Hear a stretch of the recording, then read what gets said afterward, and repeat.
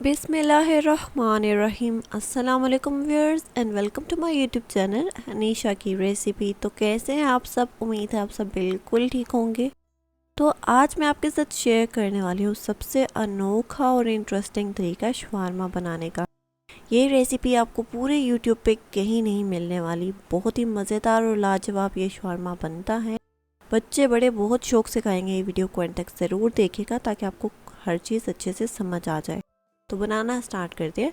सबसे पहले स्टार्ट करते हैं, नॉर्मल पेड़े लेते हैं। जो आटे के आप घर में जो रोटियां बनाते हैं उसी आटे के आप पेड़े ले लीजिए। 4 नॉर्मल साइज़ के पेड़े लीजिए। उसके बाद हम रोटी बनाएंगे। रोटी नॉर्मल जैसे आप घर में बनाते हैं वैसे ही बनानी है आपने।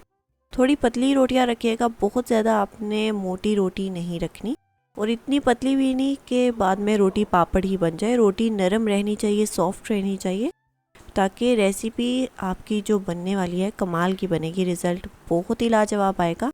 तो रोटी नॉर्मल साइज़ की बेल लेते हैं, इतना ही आपने साइज़ रखना है। पतली भी आप देख सकते हैं कि मैंने पतली रोटी रखी है। उसके बाद आप तवे पे रोटी सेक लीजिए। बहुत ज़्यादा रोटी नहीं सेकनी कि वो उखड़ जाए, रोटी नरम ही रखनी है आपने। तो किसी भी कपड़े की मदद से सेक लीजिए रोटी को, दोनों साइड से पक्की होनी चाहिए। इतनी भी नहीं कि बिल्कुल ही कच्ची रोटी रखें आप देखेंगे। मैं आपको भी पका लूँ, उसके बाद दिखाती हूँ रोटी कि आपने कितनी पकानी है रोटी।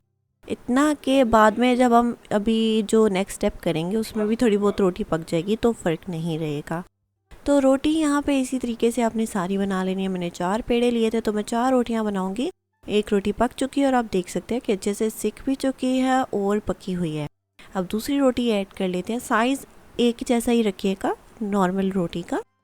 तो इसी तरीके से आपने सारी रोटियां बना लेनी है। मैंने रोटियां सारी बना ली यहाँ पे और आपको दिखा भी दी।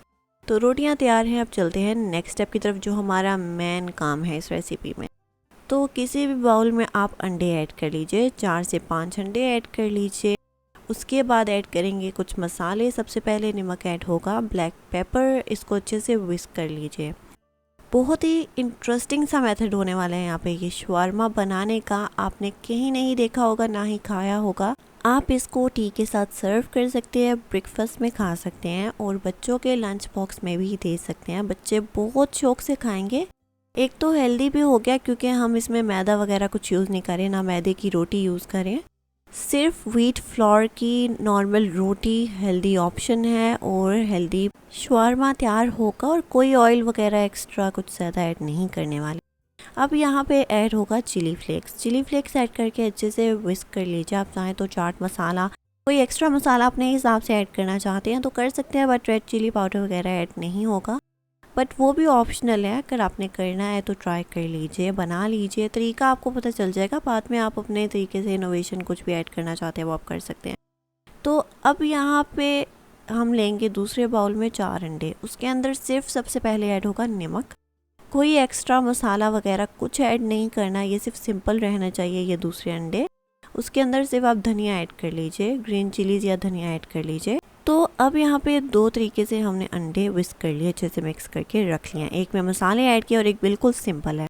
तो अब दोनों को आपने कैसे इस्तेमाल करना है, कहाँ ऐड करना है, कैसे शवारमा तैयार होगा, वो मैं आपको बताती हूँ।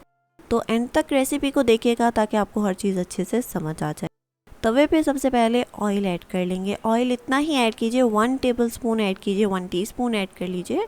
अगर आप नॉन स्टिक फ्राई पैन या तवा यूज़ करेंगे तो आपके लिए बेहतर रहेगा, ऑयल ज़्यादा इस्तेमाल नहीं होगा। अब ऐड कर लेंगे सबसे पहले सिंपल जो अंडे हमने जिसमें सिर्फ धनिया और नमक मिक्स किया था, सबसे पहले वो ऐड कर लीजिए और ऐसे आप चमचे की मदद से स्प्रेड कर लीजिए। जितनी रोटी का साइज़ है उतना अंडा आप स्प्रेड कर लीजिए तवे पे। सिर्फ आपने इतना ज़्यादा पकाना नहीं है, सिर्फ इतना पकाइए थोड़ा सा ऊपर अंडा कच्चा रहना चाहिए, ताकि बाद में जब आप रोटी रखेंगे ऊपर तो वो रोटी अंडे के साथ स्टिक हो जानी चाहिए। तो ऊपर से प्रेस कर लीजिए। उसके बाद इसको मज़ीद 1 मिनट के लिए पकाएंगे। उसके बाद अंडा बिल्कुल परफेक्टली रेडी हो जाएगा और रोटी के साथ अच्छे से जुड़ जाएगा। तो अब इसको टर्न करके भी मैं आपको दिखा देती हूँ। तो अब यहाँ पे आप देख सकते हैं कि अंडा पक चुका है अच्छे से और बहुत ही प्यारा सा कलर भी आ चुका है। तो अब जो नेक्स्ट स्टेप है वो बहुत ही इंटरेस्टिंग है और वो आपको ज़्यादा ध्यान देना है उस पर, वरना जो ये रेसिपी है वो सही से आपसे नहीं बन पाएगी, सारी मेहनत बेकार चली जाएगी। अब आपने क्या करना है, दोबारा से रोटी को टर्न करना है। फ्लेम को बिल्कुल लो रखिए या इस स्टेज पे फ़िलहाल ऑफ़ कर दीजिए ताकि जो अंडा है नीचे से पका हुआ वो जले नहीं। اب آپ نے کیا کرنا ہے، تھوڑا سا انڈا جو دوسرا ہم نے جس میں مسالے ایڈ کیے تھے وہ آپ نے ایڈ کرنا ہے، اور اس کے اوپر ہم کچھ چیزیں ویجیٹیبلس وغیرہ ایڈ کر دیں گے. وہ آپ اپنے حساب سے ایڈ کر سکتے ہیں جو بھی آپ کو کھانی پسند ہے. یہاں پہ میں ٹماٹر، گرین چلیز، ریڈ چلیز، پیاز وغیرہ یوز کر رہی ہوں. آپ چیز بھی ایڈ کر سکتے ہیں، کیپسیکم بھی ایڈ کر سکتے ہیں، جو بھی آپ کو ویجیز کھانی پسند ہے آپ وہ ایڈ کر سکتے ہیں. ایک تو یہ ہو گیا پیزا ٹائپ، آپ کو سستے میں آپ کے بجٹ کے یہ پیزا آپ بچوں کو بنا کے دے سکتے ہیں. اور شوارما بھی ہو گیا پیزا. مطلب ایک ریسیپی میں آپ کو اتنے سارے انٹرسٹنگ آئیڈیاز بھی مل کے اور اتنی مزیدار ریسیپی بھی مل گئی، تو آپ کو اور کیا ہی چاہیے. تو اب آپ دیکھ سکتے ہیں میں نے ساری ویجیز ایڈ کر لی. اس کو اب آپ پکنے کے لیے رکھیں گے 5 منٹ کے لیے. اس کے بعد ہی ٹرن کریں گے، ورنہ جو ساری ویجیز ہیں وہ ساری روٹی سے نکل جائیں گی. اس وجہ سے آپ نے پہلے انڈے کو پکنے دینا ہے 5 منٹ کے لیے. چاہے کور کر کے کوئی بھی ڈھکن رکھ لیجئے اوپر توے پہ اور پکنے دیجئے اس کو 5 منٹ بالکل لو فلیم پہ. اس کے بعد ٹرن کیجئے، آسانی سے ٹرن ہو جائے گا، اور جو ویجیز وغیرہ ہم نے ایڈ کی ہیں وہ انڈے کے ساتھ پک جائیں گی اور روٹی کے ساتھ اچھے سے سٹک ہو جائیں گی. تو یہاں پہ ہمارا یہ پہلی روٹی، پہلا میتھڈ میں نے آپ کو بتا دیا کہ آپ نے کیسے بنانا ہے.